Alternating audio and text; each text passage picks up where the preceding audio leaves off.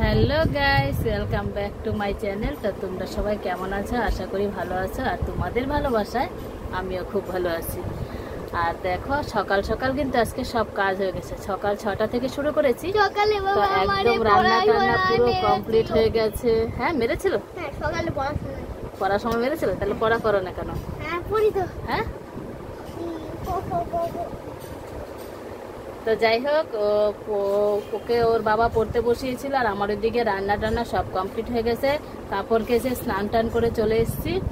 এসে এবার সিঁদুর টিঁদুর দিয়ে নিব, তারপরে দেখাবো তোমাদের যে কি রান্না করেছি আজকে। তারপরে বাবুরও কিন্তু সকালবেলা টিফিন হয়ে গেছে, ওর বাবাও কিন্তু খেয়ে চলে গেছে। আমি আস্তে আস্তে চান টান করে আস্তে আস্তে ওর বাবা কিন্তু নিয়ে খেয়ে চলে গেছে। এবার কি রান্না হয়েছে না হয়েছে সব তোমাদের সঙ্গে দেখাবো, তো সারাদিনের ভিডিওটা অবশ্যই দেখবে। তো চলো।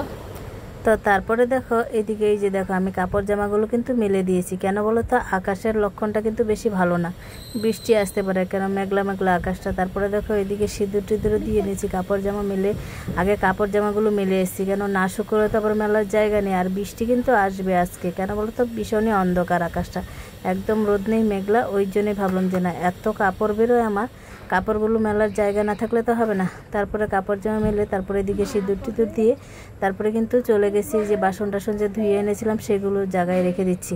আর রেখে দিয়ে এবার বর যে কাজে চলে গেছে, ওর কিন্তু টিফিনটা দেওয়া হয়নি। তো ভাবলাম যে না, টিফিনটা আগে দিয়ে আসি তাড়াতাড়ি। তারপরে কিন্তু ওইদিকে টিফিনটা আমি রেডি করে নিচ্ছি। আর টিফিনটা কি দেবো বলো তো, মুড়ি আর আগের দিন ঘুগনি করে রেখেছিলাম, সেই ঘুগনিটাই কিন্তু রয়েছে। তো ভাবলাম যে মুড়ি আর ঘুগনিটা আমি রেডি করে দিয়ে দিই, কেন আবার ওরা যখন কখন চলে যাবে, ওই জন্য তাড়াতাড়ি আগে ঘুগনি মুড়িটা দিয়ে আসি, টিফিনটা দিয়ে আসি। তো আমি কিন্তু সেটাই করেছি, ফটাফট টিফিনটা রেডি করেছি। আর রেডি করে কিন্তু ওইদিকে আমি নিয়ে চলে যাচ্ছি টিফিনটা দিয়ে আসতে। আর সঙ্গে তো বাবু যাবে, বাবু তো একা ঘরে থাকে না, ও ভীষণ ভয় পায়, একা ঘরে থাকতে চায় না জানো তো। আর বৃহস্পতিবার। তারপরে দেখো, এদিকে মাথায় কিন্তু আজকে শ্যাম্পু করিনি, এমনি জল দিয়েছি। আর মাথায় রোজ আমার জল না দিলে একদমই ভালো লাগে না, মাথায় আমার রোজই জল দিতে হয়। চুল বড় হলে কী হবে, কিন্তু জল না দিলে আমি একদম থাকতে পারি না, ওই জন্য মাথা ভিজিয়ে কিন্তু স্নান করতে হয়। তো ভাবলাম যে চুলটা এসে তারপরে খুলে দেব, এই জন্য কিন্তু আমি বেঁধে নিলাম, ভেজা চুলি বেঁধে টেঁধে তারপরে আমি, কেন আবার কখন চুল টুল পড়ে যাই হয়। আর চুল ভীষণই চুল ওঠে মাথার, জানো তো, মানে ঝরঝর করে এমনিতেই চুল পড়তে থাকে, চিরুনি করতে হয় না, এমনি চুল পড়ে। জানি না হয়তো কার কার চুল এমন পরে ঝরঝর করে, চিরুনি করলেও না করলেও অনেকেরই পরে শুনি, তা আমার কিন্তু ভীষণই অনেক চুল উঠে গেছে। তারপরে দেখো, ফ্রিজে যে ঘুগনিটা রেখেছিলাম সেই ঘুগনিটা কিন্তু নিয়ে এসে আর গরম আর করিনি, যেহেতু খাবে বেলায়, ততক্ষণ গরম করার দরকার নেই, এমনিতেই নর্মাল হয়ে যাবে, এই জন্য আর গরম করিনি। তারপরে কেন গরম করিনি, ঘুগনিটাও সেরকম মানে ঝোল ঝোল না, শুকনো শুকনো, ওই জন্য আর গরম করিনি, দিয়ে দিলাম এইভাবেই।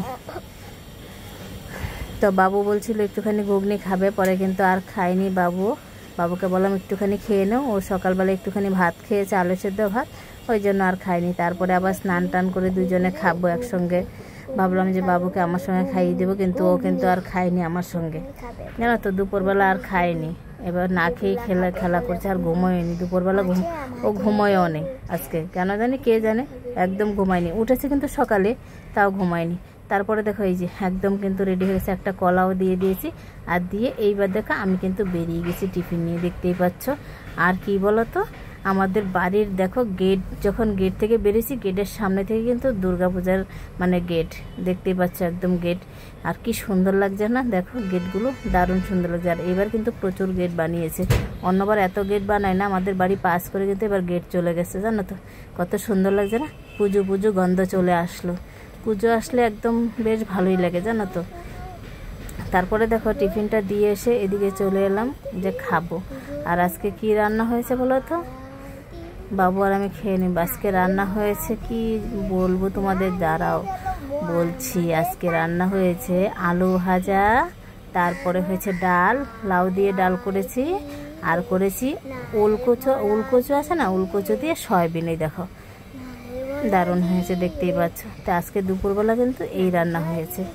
তা আমি কিন্তু খেয়ে নিলাম, বাবু কিন্তু আর খেলো না। এই যে আলু ভাজাটা বাবুর জন্যই করেছি, ও যেহেতু তরকারি হয়তো খাবে না, ওই জন্য আলু ভাজাটা করে রাখলাম। আর দেখলাম যে খাওয়া দাওয়ার পরে বৃষ্টি নেমে গেছে, তো বৃষ্টি নেমে গেছে, তারপরে দেখো কাপড় জামাগুলো কিন্তু উঠিয়ে এনেছি, ঝরঝর মানে ঝিঝির করে পড়া শুরু করছে বৃষ্টি, কখন আবার জোরে নেমে যায়, ওই জন্য মানে কাপড় জামাগুলো উঠিয়ে নিলাম। আর বাবু এদিকে খেলা করছে, দেখতেই পাচ্ছ। আর বৃষ্টি আসলে বাবুর হেভি মজা হয়, ঠান্ডা ঠান্ডা লাগে, ওর বেশ ভালো লাগে। আর ওর ঘামমাছি হয় তো, প্রচুর ঘামমাছি, তো ভীষণ কষ্ট হয়। তারপরে দেখো এদিকে কাপড় জামা উঠিয়ে আমি কিন্তু একটু শুয়েও পড়েছি, একটু রেস্ট করছি। আর বাবু কিন্তু এদিকে খেলা করছে। ঘুম তো আর হবে না, আমি তো এমনিতেও ঘুমাই না, দিনের বেলা একদমই ঘুম ধরে না, একটুখানি শুয়ে থাকি। আর বাবু অন্যদিন ঘুমায়, কিন্তু আজকে একদমই ঘুমায়নি, জানো তো। ওই দেখো ও আবার জয় হিন্দ জয় হিন্দ করছে। ওর কিন্তু ভীষণই আর্মি পুলিশ হওয়ার শখ, কে জানে কি হবে বড় হয়ে, ওই জানে।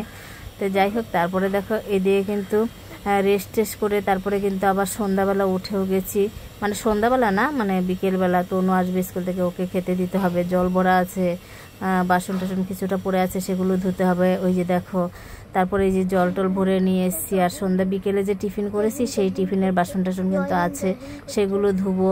আর আমি কি করলাম, ডাল তরকারিটা না গরম করে নিচ্ছি, প্রচুর গরম গরম পড়েছে, ওই জন্য গরমটাই করে নিচ্ছি ডাল তরকারিটা। আর জলের বোতলগুলো গুছিয়ে নিচ্ছি, তখন কিন্তু সন্ধ্যাবাতি দেওয়া হয়ে গেছিলো, টিফিন টিফিন সবই আমাদের করা হয়েছে, বাসন টাসন রেখে দিয়েছি, একবারে ধুবো। তারপরে ভাবলাম যে না, রাত্রের ভাতটাও একবারে করে নেব।